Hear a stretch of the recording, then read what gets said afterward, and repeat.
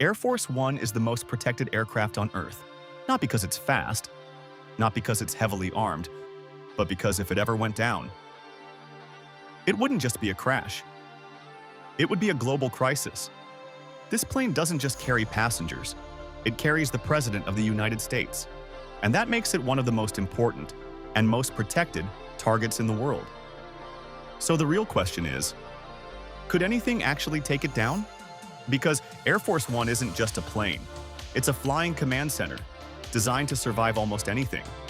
Inside, it has secure communication systems that allow the president to run the country from the sky, even during the worst possible scenarios.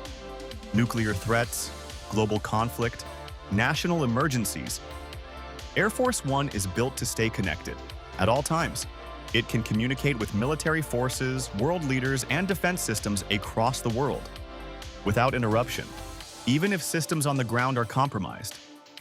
But communication is only part of the story, because what makes Air Force One truly unique is how it protects itself.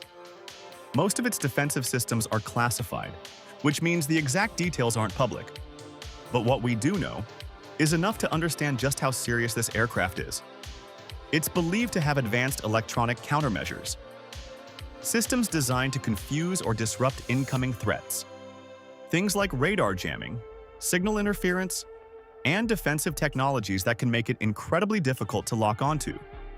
In simple terms, if something tries to track Air Force One, there's a good chance it won't get a clean signal. And if it can't lock on, it can't hit its target. But even before that, Air Force One is rarely alone. When needed, it travels with protection you might not even notice. Fighter jets can escort it, positioned nearby and ready to respond instantly. Their job isn't just to fly alongside, it's to intercept anything that gets too close. And they're not guessing. They're guided by some of the most advanced surveillance and defense systems in the world. But here's something most people don't realize. Air Force One doesn't follow predictable routes. Its flight paths can change, its timing can change. Even the way it travels is designed to reduce risk.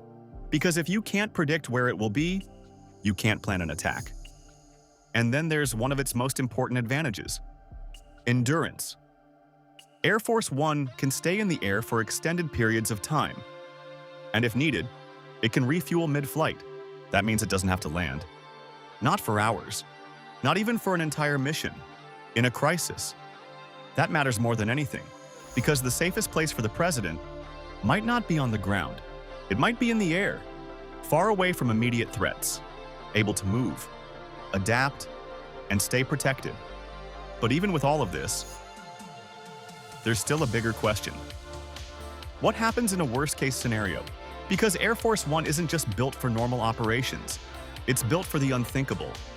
Situations where communication is critical, where leadership must continue, where decisions have to be made, even if the world below is unstable.